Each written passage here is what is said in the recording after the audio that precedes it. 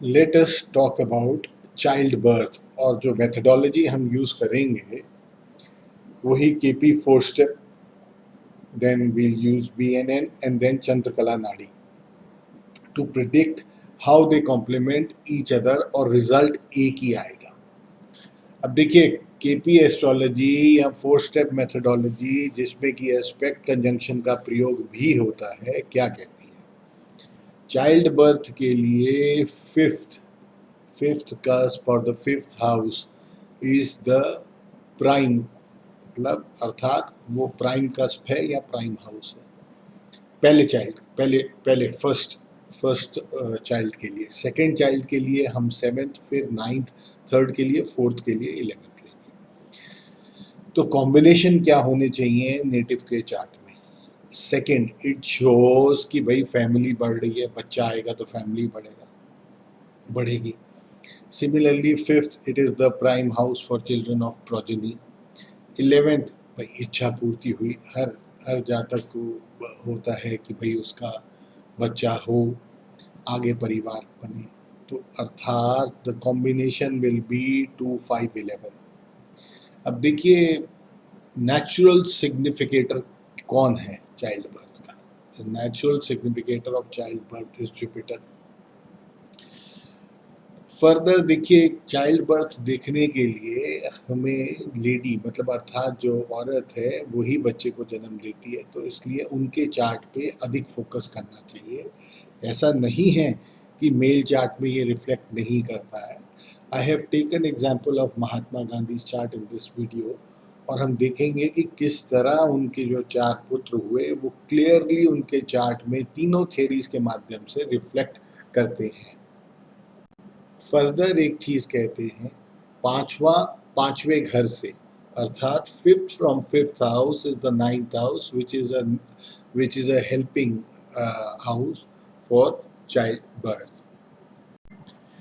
चलिए, combination for no child birth क्या है? अर्थात कि जातक को दिक्कत आएगी फ्रॉम इधर कंसीव करने में, या बच्चा हो गया, कंसीव हो गया तो अबॉर्शन हो जाएगा, मिस कैरेज हो जाएगा। What are these combinations? अब देखिए, 2, 5, 11 जो है हाउसेस, वो प्रमोट करते हैं चाइल्ड बर्थ को। तो इनसे जो 12वें हो गए, अर्थात दूसरे का 12वां, पहला फर्स्ट, फिफ्थ का 12वां, चौथा, दिस इज मेन, खासकर ये देखना बहुत जरूरी है चौथा, बिकॉज ये प्राइम हाउस का 12th है। And 10th, that is 12th to 11th। अगर 1, 4, 10 दशा भुक्ति अंतरा सिग्निफाई कर रही है तो इसका अर्थ है उस दौरान बच्चा नहीं होगा।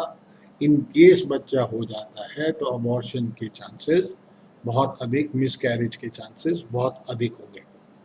कब बहुत अधिक होंगे? यदि दशा भुक्ति अंतरा सेपरेटिव प्लैनेट्स, अर्थात राहु केतु शनि की चल रही है, और राहु केतु शनि 1, 4, 10 सिग्निफाई करते हैं, then it becomes very difficult for the native to prolong or to continue with the pregnancy। अर्थात अगर बच्चा कंसीव हो गया because of some presence of fifth in DBA, तो कंटिन्यू करना, मिस कैरेज की प्रोबेबिलिटी हाई होती है। चलिए, कुछ और सिनारियोज भी लेते हैं, जैसे फॉर एग्जांपल 1, 4, 10 के साथ when the DBA is signifying the first, the fourth and the 10th house plus the 6th, 8th and 12th houses, तो then the problem arises all the more, और मतलब इट शोज कि बच्चा pre mature हो सकता है, week हो सकता है। Further, if the DBA is signifying 5, 8, 12, that clearly indicates this is a case of abortion, कि भाई abortion भी हो सकता है। And with 5, 8, 12, if it is signifying 1, 4, 10, 6, 8, 12, then it is all the more कि मतलब प्रेगनेंसी कंटिन्यू करना बहुत मुश्किल होगा। अब कई बार स्टिल बर्थ होता है बच्चे का, what are the conditions for stillbirth? अगर दशा भुक्ति अंतरा में one of the planets is Saturn and Saturn is not signifying good numbers or good houses for the child birth, जैसे 1 4 10 6 8 12 या 5 8 12 सिग्निफाई कर रहा है सैटर्न, तो then there is a very big probability कि बच्चा स्टिल बॉर्न होगा। चलिए फर्दर बात करते हैं, चंद्रकला नाड़ी क्या कहती है कि कब जातक के यहाँ परिवार में बच्चा होगा। इसके लिए what we have to see, जैसे फर्स्ट चाइल्ड है तो we will see the fifth house lord और उसका हम ट्रांजिट देखेंगे। The fifth house lord when forms a link with the lagna और द सप्तम, and it will form a link with itself also, plus with sun and Jupiter, then the childbirth takes place। और इसका उदाहरण हम example charts में लेंगे। Jupiter का मतलब मिलना, लिंक बनाना, मतलब एक जीवात्मा योग है। फर्दर क्या कहते हैं कि कब प्रॉब्लम जातक को आ सकती है, यदि जुपिटर से जो फिफ्थ हाउस है उसका लॉर्ड वाटरी साइन में है तो then the native might face a problem in conceiving. Further देखिए, अभी हमने कई कंडीशंस पहले केपी में बात करी जिसके माध्यम से हमें पता चलता है कि जातक को प्रॉब्लम आएगी। तो हमने नाड़ी में कैसे देखना है कि will the pregnant what will be the state of pregnancy even if the native gets pregnant, and क्या प्रेगनेंसी सरल होगी, क्या कोई प्रॉब्लम तो नहीं आएगी। We have to take two conditions very important, हमने बहुत ज़रूरी देखना है जो नेटिव का 9th हाउस से 5th हाउस तक का ट्रैवल है। देखिए यहाँ पे हम 9th हाउस से we will move to the 5th house, that is the 9 months of pregnancy, ये हमें बताएगा। the first month अर्थात the 9th house will tell, second the 10th house, the 11th and the 12th and further on। ये तो एक general हो गया। further now we will go specific, we will see the transit of sun in the 9 houses। कैसे, जब जातक ने conceive किया उस महीने सूर्य की क्या पोजीशन थी और उन सूर्य देवता का जो ट्रांजिट है फर्दर, बिकॉज सूर्य देवता, सूर्य का ट्रांजिट लगभग एक राशि में एक महीना है, तो हम वहां से जब जातक ने कंसीव किया सूर्य के ट्रांजिट को फॉलो करेंगे and we can easily get to know कि क्या स्थिति होगी, कौन से महीने में प्रॉब्लम होगी, कब होगी, थ्रू द गोचर विधि। Plus we will see the travel from first month, we will further relate it to the 9th house, second 10th house and the transit of सूर्य। चलिए नाड़ी शास्त्र के अनुसार अब हम चाइल्ड बर्थ को देखेंगे। तो चाइल्ड नाड़ी शास्त्र क्या कहता है, पहले हमने सूर्य का ट्रांजिट देखते हैं। देखिए अब महात्मा गांधी जी का जन्म 2 अक्टूबर को हुआ 1869 पोरबंदर में, समय 8:36, और जब उनका पहला बच्चा हुआ तब था 23 अगस्त 1888, 23 अगस्त 1888। नाउ वी विल सी कि ट्रांजिटिंग सन कहाँ पे था जब बच्चा हुआ। जो ट्रांजिटिंग सन था that was in the 11th house in Leo sign. अब देखिए इसको एक ट्रांजिटिंग सन को हम सुपर इम्पोज अगर नेटल चार्ट पे करते हैं, द ट्रांजिटिंग सन और जुपिटर का जो नेटल जुपिटर है, transiting sun and natal Jupiter त्रिकोण में आ जाते हैं, अर्थात सूर्य का लिंक जुपिटर से बन गया। फर्दर कंडीशन क्या देखेंगे, अब हम फिफ्थ हाउस लॉर्ड को देखेंगे for the first child. Fifth house Lord कौन है, सैटर्न। सैटर्न किस पोजीशन पे आता है ट्रांजिट की, देखिए सैटर्न आता है चौथी राशि अर्थात कैंसर कर्क में 10th हाउस में। अब सैटर्न को देखिए, Saturn clearly forms a link with the natal Sun. अब देखिए natal Sun, transiting Saturn forms a link with the natal Sun, कैसे, इट इज एस्पेक्टिंग, तीसरे स्थान पे है नेटल सन। अब देखिए ट्रांजिटिंग जो सैटर्न है उसका लिंक जुपिटर के साथ भी बनता है। देखिए क्यों और कैसे, देखिए ट्रांजिटिंग सैटर्न जो है अपनी 10वीं दृष्टि से क्लियरली जुपिटर को एस्पेक्ट कर रहा है। अर्थात it is forming a link with Jupiter as well as the saptam, the seventh house. अब देखिए, Saturn in कर्क राशि also forms a link with natal Saturn, अर्थात transiting Saturn is forming a link with the natal Saturn, एक ही त्रिकोण में है। देखिए, चौथी राशि जो नेटल Saturn है वो 8वीं राशि में है, और जो ट्रांजिटिंग Saturn है वो चौथी राशि में, अर्थात they are, one is in Cancer, the other is in Scorpio, so it's a trikona. So they form link and all the conditions get satisfied, and hence proved the theories जो हमने पढ़ी वो एक ही चीज कह रही हैं, they complement each other। Rather, if we have the knowledge of both, prediction becomes handy, and not only handy, it become, उसमें जो सटीकता है वो बढ़ जाती है। चलिए अब हम second child, Mahatma Gandhi second child, born on 28 अक्टूबर 1890, मतलब 28 अक्टूबर 1892, 28 अक्टूबर 1892। बर्थ चार्ट हमारे सामने है, ट्रांजिट चार्ट हमारे सामने है। हमने सबसे पहले क्या देखना है, सन। ट्रांजिटिंग सन किस पोजीशन में थे, क्या वो इस पोजीशन में थे कि नेटल जुपिटर से लिंक बना रहे हैं। देखिए, जो ट्रांजिटिंग सन हमारे आते हैं वो आ गए directly, it forms a link with the natal Jupiter, because अब हम देखते हैं ट्रांजिटिंग सन जो है that comes to the first house, that is rashi number 7 Libra, it aspects natal Jupiter. तो अर्थात ट्रांजिटिंग सन का लिंक बनता है नेटल जुपिटर के साथ। फिर देखते हैं फर्दर, अब हम seventh house Lord, second child seventh house Lord को देखेंगे, उनके ट्रांजिट को देखेंगे। सेवेंथ हाउस लॉर्ड मतलब कौन से हो गए, फर्स्ट राशि अर्थात एरीज है, अर्थात मंगल को देखेंगे।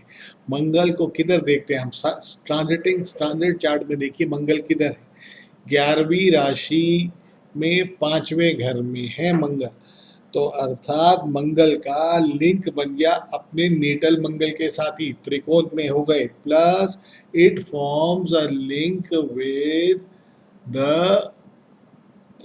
लगन के साथ लिंक हो गया, because the natal Mangal is in trikona with transiting Mangal. Plus further देखिए मंगल का लिंक जुपिटर से कैसे हुआ, नेटल जुपिटर से। Natal Jupiter is in rashi of Mangal only, is in Aries in the birth chart.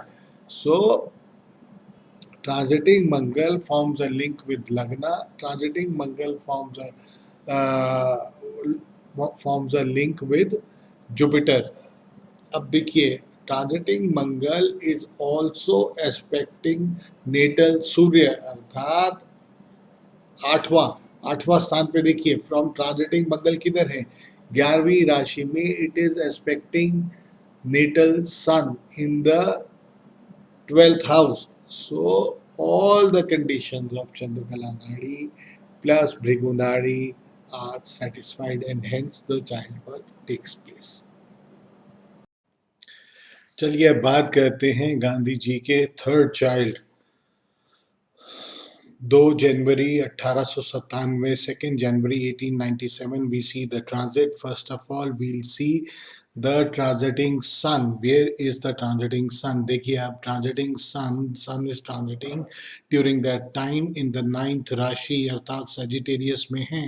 इनको हम सुपर इम्पोज करेंगे नेटल चार्ट पे, तो देखिए त्रिकोण में आ जाते हैं। Natal transiting sun is in trikona with natal Jupiter, so sun का लिंक जुपिटर से बन गया। अब फर्दर देखते हैं, इस केस में हम देखेंगे the 9th house Lord, that is mercury. अब देखते हैं कि मरकरी किधर ट्रांजिट कर रहे थे when the child was born. Mercury is in 10th राशि 4th हाउस। देखिए 10th राशि में देखिए मरकरी आ गए कैप्रिकॉन में। अब देखिए जो नेटल मार्स है that is expecting transiting mercury, therefore mercury किधर है, मरकरी भी पहले घर में मार्स के साथ है। सो नेटल मरकरी का लिंक ट्रांजिटिंग मरकरी से बन गया, लगन का लिंक ट्रांजिटिंग मरकरी से बन गया, that is 9th house Lord से बन गया। Condition satisfied. Further Mars is expecting Jupiter, Mars is expecting mercury, अर्थात मरकरी का लिंक जुपिटर से भी बन गया, transiting mercury, transiting 9th house का लिंक जुपिटर से भी बन गया, अर्थात conditions fulfilled, so the child was born. This is the case of third child. Now we will take the case of fourth child of Mahatma Gandhi. चलिए fourth child की बात करते हैं, and the transit is to be taken on 22nd May 1900 when the fourth child was born. अब सबसे पहले हम क्या देखेंगे, सन कहाँ पे थे, वेयर वॉज ट्रांजिटिंग सन। देखिए Sun was transiting in Taurus, मतलब second rashi number 2 in the 8th house. देखिए अब देखिए Sun is transiting, sun is forming a link with the natal Jupiter because adjacent houses में है, मतलब it is second from Jupiter. और rule of Nadi Shastra क्या कहता है कि जो एडजेसेंट हाउसेस हैं वो एक तरह से युति है। सो नेटल जुपिटर का लिंक ट्रांजिटिंग सन के साथ बन गया। अब हम क्या देखेंगे, अब ये फोर्थ चाइल्ड है तो कौन सा देखेंगे हम, 11th हाउस लॉर्ड देखेंगे। 11th हाउस लॉर्ड भी सन है, तो सन का लिंक जुपिटर के साथ, जुपिटर किधर बैठे हैं 7th। सो जो सन का लिंक है ट्रांजिटिंग 11th हाउस का लिंक सप्तम के साथ भी बन गया, 7th हाउस के साथ बन गया। फर्दर अब देखेंगे whether transiting sun itself is forming, मतलब with with itself the transiting sun is forming link with the natal sun or not. Yes, it is forming because वो एक ही त्रिकोण में हैं, तो अर्थात all the conditions of Chandrakala नाड़ी are fulfilled। चलिए अब फर्दर हम देखते हैं क्या 4 स्टेप के माध्यम से हम चाइल्ड बर्थ को प्रिडिक्ट करेंगे, कर सकते हैं कि नहीं। देखिए जब फर्स्ट चाइल्ड बॉर्न हुए, अब यहाँ पे हम दशा भुक्ति अंतरा लेंगे 4 स्टेप थ्योरी या केपी के माध्यम से। तब जो दशा भुक्ति अंतरा चल रही थी, वीनस की दशा, राहु की भुक्ति। अब देखिए फर्स्ट चाइल्ड के वक्त Rahu is clear significator of the second house and the 5th house, तो फर्स्ट चाइल्ड कंडीशन पूरी हो गई। अब सेकेंड चाइल्ड में देखते हैं, सैटर्न की भुक्ति थी, सैटर्न की भुक्ति में 7th house is indicated, so second child was born. Third child में मरकरी की भुक्ति चल रही थी, मरकरी में 9th हाउस इंडिकेशन होनी चाहिए। अब देखिए mercury is signifying the 9th house. और फोर्थ चाइल्ड में सूर्य और राहु, सूर्य की दशा चल रही थी।